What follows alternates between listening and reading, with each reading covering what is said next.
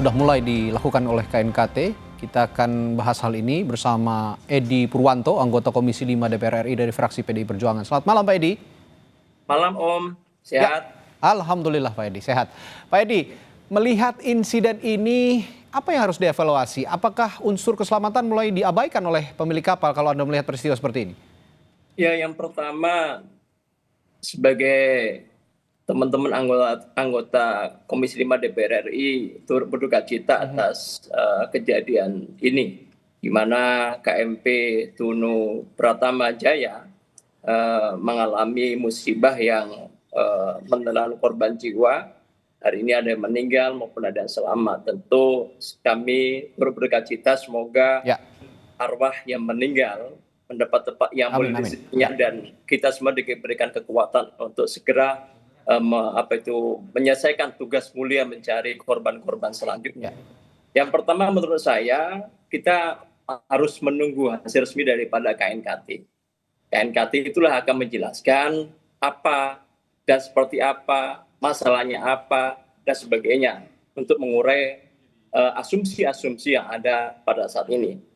Namun demikian, kita harus melakukan evaluasi menyeluruh ya, kaitan kejadian ini. Karena menurut kami kejadian ini bukan pada saat ini saja. Ya. Sudah beberapa kali kejadian dan memang kita tidak siap. Mitigasi kita tidak siap, kemudian mohon maaf lah, BNPB, Basarnas juga tidak siap, sehingga mohon maaf pada saat ini kesannya lamban.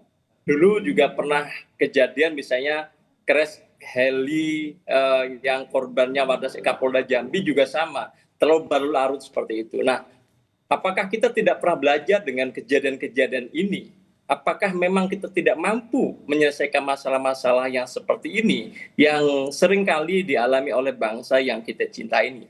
Sementara minta maaf lah, menurut saya banyak faktor yang perlu kita evaluasi. Kita sudah punya Permen 20/2015 kaitan standar keselamatan pelayaran.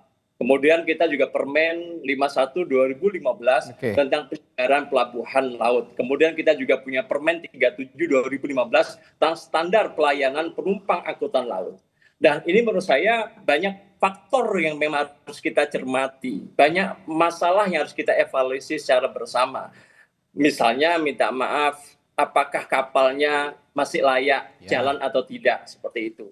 Ya, kita cermati banyak kapal-kapal tua kita yang mohon maaf mungkin tidak layak jalan, tetapi tetap juga diberikan izin untuk jalan seperti itu. Menurut saya ini momentum bagi kita untuk evaluasi menyeluruh. Berapa banyak kapal-kapal kita tua yang layak jalan, apa itu yang tidak layak jalan, dan sebagainya, itu harus kita lakukan evaluasi. Silakan. Ya Pak Edi, ini kan KNKT ini sampai sekarang ataupun ya tim SAR lah ya, tim SAR gabungan kan sampai sekarang ini saat ini belum bisa menemukan badan kapal begitu. Sedangkan KNKT kan juga membutuhkan jika menginvestigasi membutuhkan juga keberadaan badan kapal. Tapi setidaknya apa yang bisa dilakukan KNKT kira-kira saat ini kalau berdasarkan koordinasi dengan Komisi 5 biasanya menangani peristiwa-peristiwa seperti ini jika badan kapal belum ada, itu biasanya apa yang harus dilakukan KNKT untuk tahap awal investigasi? Iya, menurut saya yang pertama kita lakukan hari ini ya fokusnya keselamatan rakyat dulu. Ya, hari ini fokus itu dulu gitu. Jadi menurut saya KNKT, kemudian Basarnas, BNPB, kemudian seluruh stakeholder yang terlibat di dalamnya konsentrasi dulu menyelesaikan masalah manusianya dulu. Akan kita cari seperti apa. Nah, kalau memang mohon maaf ketika kita tidak mampu, kan kita juga bisa koordinasi dengan negara-negara sahabat kita. Mungkin ada teknologi tertentu yang bisa mempercepat pencarian kapal ini sendiri seperti itu. Nah, menurut saya inilah harus menjadi evaluasi menyeluruh Basarnas, BMKG, kemudian kementerian-kementerian terkait ketika RDP dengan kami sampaikan hal-hal yang real gitu. Jangan menyampaikan hal-hal yang positif kepada kami sehingga ketika ada masalah-masalah seperti ini kita semua bingung gitu. Apa yang kita lakukan? Memang badannya harus kita temukan, tapi langkah yang pertama koordinasi menyeluruh. Kita tidak boleh kalau di sini semuanya harus berpikiran konsentrasinya ke situ semua.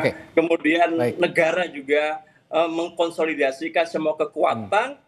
Mana yang belum kita kita pergunakan. Mana yang sudah kita pergunakan Oke. belum efektif, kita Baik. efektifkan. Sehingga langkah terdekat kapal harus kita cari seperti Oke. itu. Tetapi memang mohon maaf, kita juga tidak bisa lari kaitan kapal juga. Kita harus melakukan audit menyeluruh juga. Itu. Apakah mohon Ya. maaf ada informasi juga, bisa saja karena faktor odol juga jadi masalah. Ya. Misalnya ada Mardiansa, ada Jimmy, ada Asrop, Dina, dan Bintang. Penumpang yang tidak masuk dalam manifest, dan itu tetapi semua masih dicari seperti ya, itu. dan itu Jadi semua kan menurut saya bisa kelalaian ini ya. harus menjadikan momentum bagi kita untuk memperlakukan reward Oke, and punishment. itu semua Siapapun bisa yang lalai bisa jadi kaitan bagian sama terakhir. dari investigasi awal yang harusnya saat ini sudah berjalan mulai saat ini oleh KNKT. Ini yang terakhir, ini saya tanyakan juga Pak Edi. Kalau dalam konteks evaluasi, ini kita mengacu pada SOP yang Anda katakan tadi sudah tertuang dalam peraturan menteri juga sebenarnya. Nah, kira-kira Komisi 5 mengevaluasi efektivitas pengawasan Kementerian Perhubungan terhadap standar operasional prosedur ini, keberangkatan kapal di jalur Ketapang Gilimanuk khususnya ya, kalau dalam peristiwa ini. Bagaimana kira-kira? Ya, yang pertama ya pasti kita akan mengevaluasi nanti dengan RDP, dengan BNPB, dengan Basarnas, dengan beberapa kementerian akan kita diskusikan bersama, duduk bareng bersama, evaluasi apakah di situ ada kelalaian, kemudian evaluasi apakah memang kapal-kapal kita sudah pada tua dan tidak layak jalan, yang layak mana, yang nggak layak mana, sehingga kita punya peta, sehingga kita punya data. Dan ini, mohon maaf, harusnya menjadi kejadian terakhir bagi bangsa yang kita cintai ini.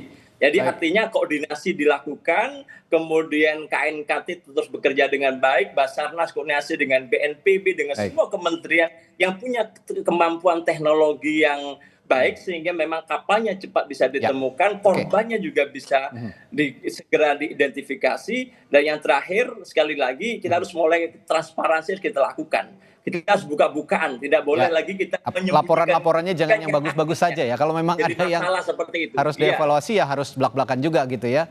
Pemerintah melalui Kementerian Perhubungan. Baik. Nggak bisa kita tutupin. Ini kondisi bangsa kita gitu. Sehingga jalan keluarnya kita cari secara bersama. Seperti itu. Dari perbincangan malam hari ini saya garis bawahi yang penting dalam peristiwa ini manusianya dulu diselamatkan dan kita doakan bersama supaya semua korban bisa ditemukan yang saat ini masih hilang.